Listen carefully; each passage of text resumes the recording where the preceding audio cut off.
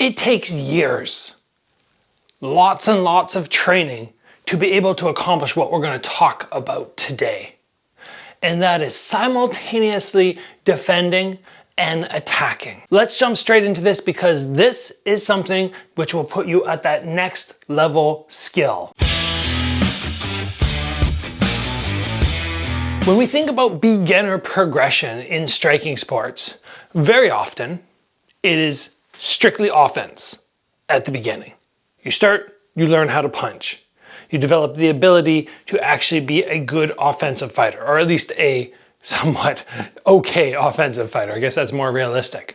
Then as the progression starts, you start adding in the defense. Some people that'll come weeks after starting. I've seen some gyms where it doesn't happen for months after, where they're actively doing good defense drills and really teaching it. And then we start to get to the point where we go, okay, we're going to incorporate counters. We get our defense and we throw back. But very rarely do I see gyms drilling simultaneously blocking and striking. And even more rare is seeing people who are actually very good at this. It is hard to do. It is not easy to train, but today I'm going to break down as best I can for you how you can start doing this on your own at home. And let's talk quickly about why do we even want to be able to do this? Why not just hit the block and then fire back really fast after? Obviously, we don't want to be going parry and then throw where there's a big gap, but why not just go 1-2?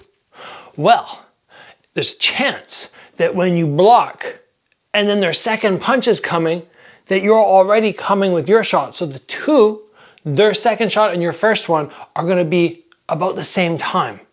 And it's not necessarily going to stop their combination. But if as they throw their first shot, you hit them, you are most likely just going to stop them in their tracks. So this is a great way to eliminate your opponent's combos, to strike fear into them and make them maybe go, okay, I only want to throw single shots. But once you do that, you've diminished their game so much. Combos win fights. Very few people can win fights with single shots. So if you're wanting to develop this, you have to have that ability to have both a defensive and offensive mindset simultaneously. You have to already have down your offense and you have to already have down your defense, and then you can put them together. Don't try and jump a step. So for the people who already know how to properly parry a punch, instead of parrying and then firing back, you're going to hit the parry and the jab at the same time and then come into the rest of your combo. And you could very simply just do this in front of the mirror. Just kind of go, okay, boom, boom, boom. Boom, boom, boom, or off the other side. Maybe they come with their cross, or it's a southpaw jabbing at you.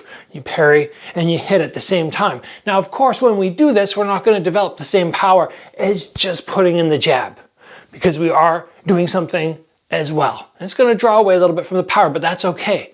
It's not necessarily I'm going to hit this person and drop them. It might be I interrupt them and then I lay in some punches that are going to do some real damage. So my favorite is just timing the orthodox jab and sticking my own jab. I see them come, bah. I see them come with the cross, bah. And that's it. And I can add this into my normal shadow. So I can be working away, doing my thing. I go, okay, I backed off, bah. Alternatively, you could work something like they're coming with a left hook. You check the left hook and you throw your own. A lot of times we call this check hook.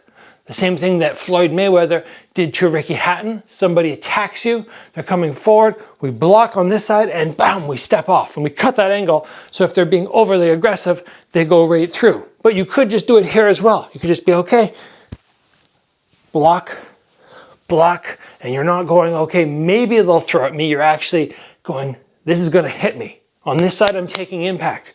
I'm going to brace myself, boom, tighten up, squeeze my neck, clench my jaw, but at the same time, snap right through. And when you can start incorporating stuff like this into your normal shadow boxing, you're working away, like, oh, there's the jab.